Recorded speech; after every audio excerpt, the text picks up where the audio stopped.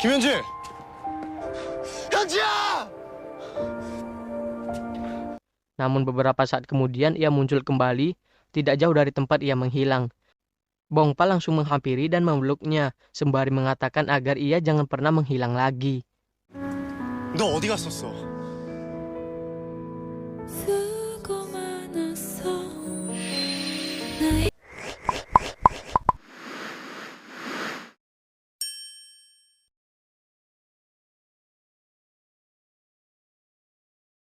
Hyunji dan Bongpal tiba di kamar apartemen dengan alasan akhir-akhir ini cuaca panas.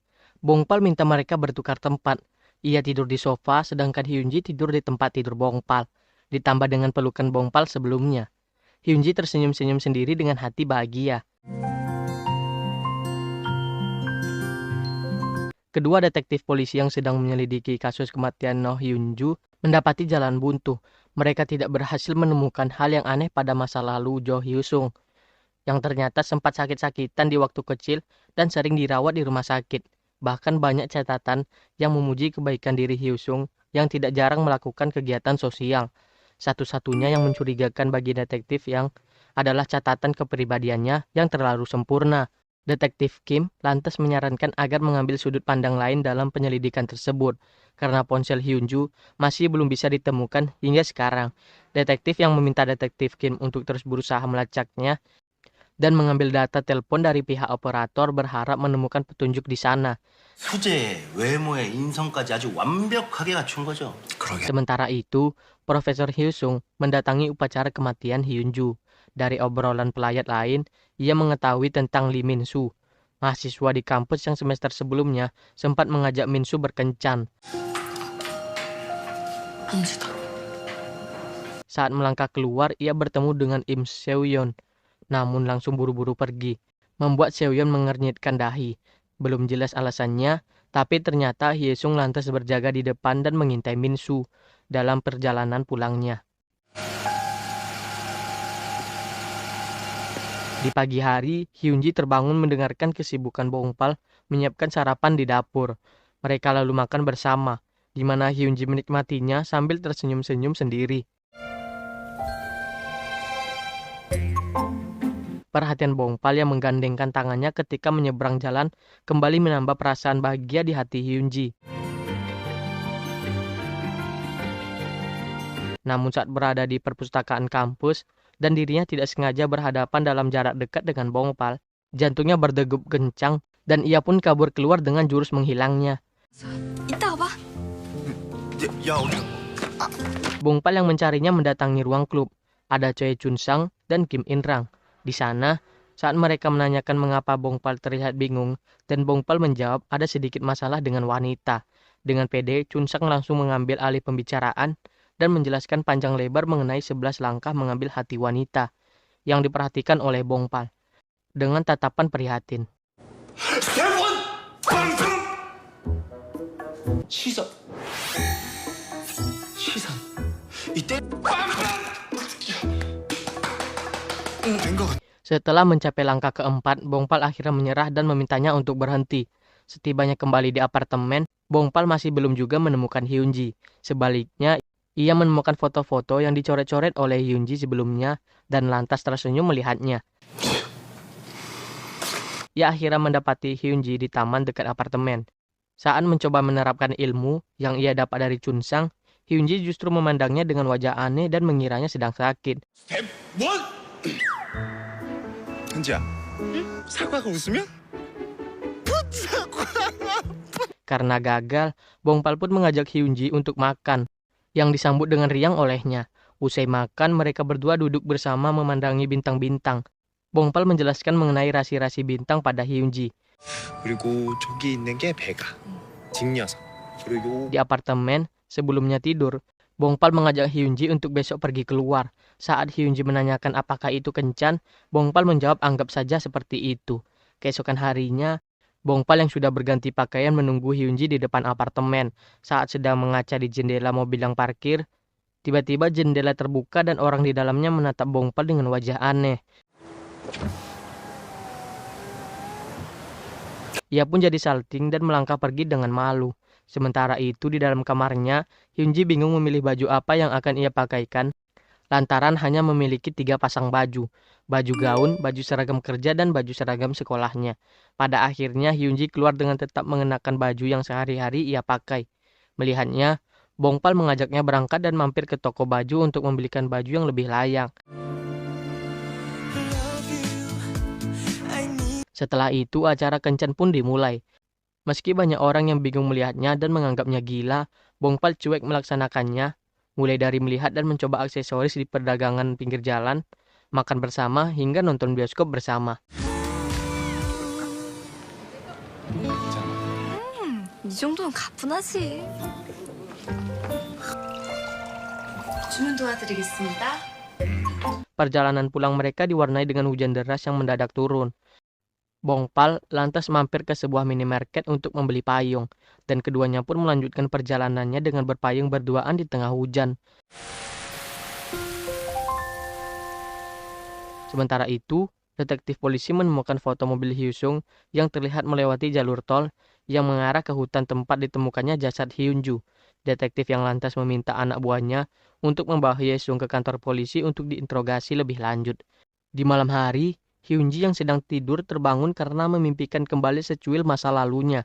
Bongpal yang mendengarnya bergegas masuk ke kamar dan menenangkannya. Keduanya pun mengobrol bersama. Hyunji menanyakan sejak kapan Bongpal bisa melihat hantu, dan ia menjawab sejak berumur 5 tahun. Setelah itu keduanya saling mengungkapkan kebahagiaan mereka dengan keberadaan masing-masing pihak dan menutup malam dengan tidur dengan saling merebahkan kepala mereka. 아픈 기운? 그게 뭔데?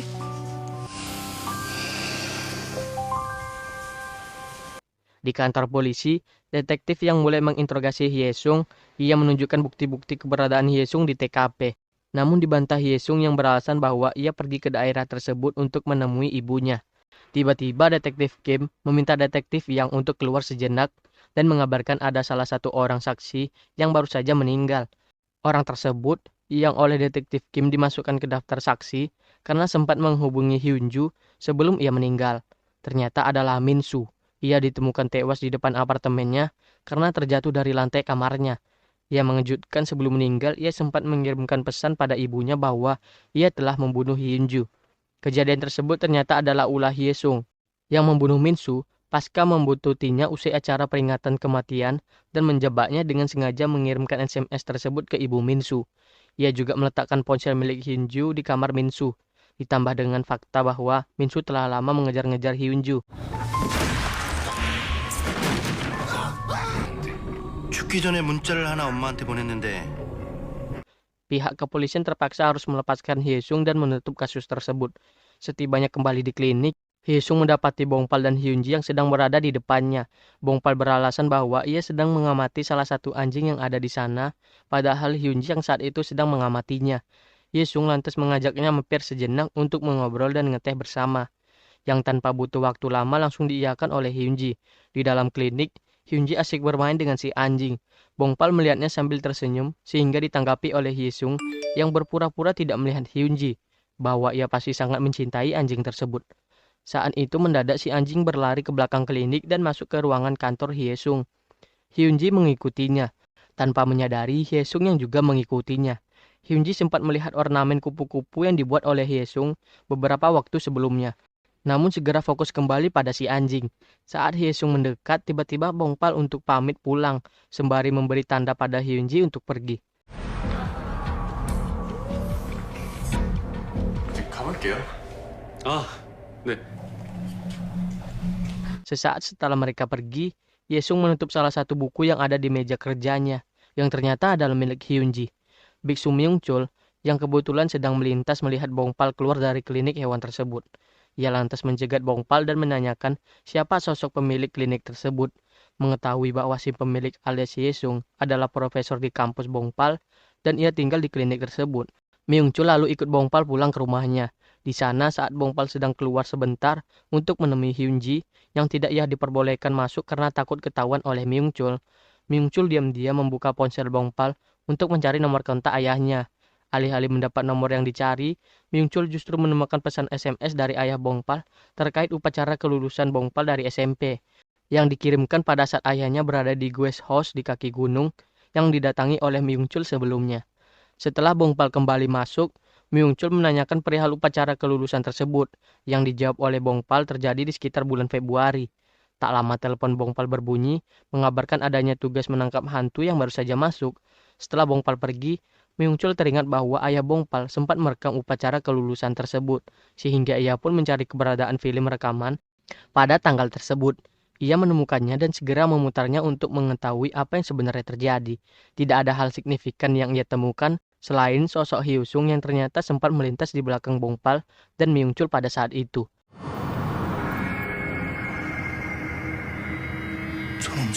Ia lantas mendatangi klinik hewan Hyosung dan menatapnya dari luar klinik. Hyosung yang juga melihatnya berbalik menatapnya. Sementara itu, klub menghadapi kasus seorang pemuda yang dihantui oleh sosok hantu kekasihnya, yang berulang kali berusaha untuk mencekiknya di saat ia tidur.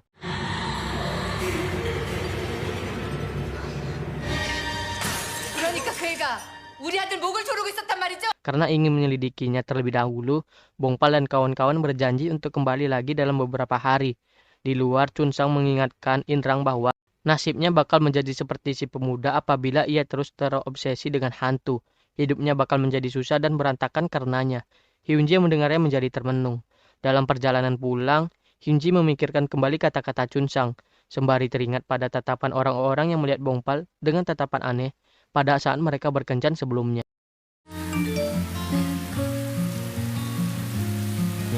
Bongpal sendiri juga sempat memikirkannya pada saat ia melihat ke kaca etalase toko yang ada di hadapannya dan tidak melihat Hyunji di refleksi kaca. Hyunji lantas melepaskan gandengan tangan Bongpal dan beranjak pergi. Tanpa diduga, Bongpal mengejar dan meraih tangannya. Aku menyukaimu, tidak peduli apa yang dikatakan oleh orang lain. Kamulah orang yang aku sukai, ucap Bongpal sesaat sebelum ia mencium Hyunji. 남들이 이상하게 봐도 상관없어. 오늘 하루도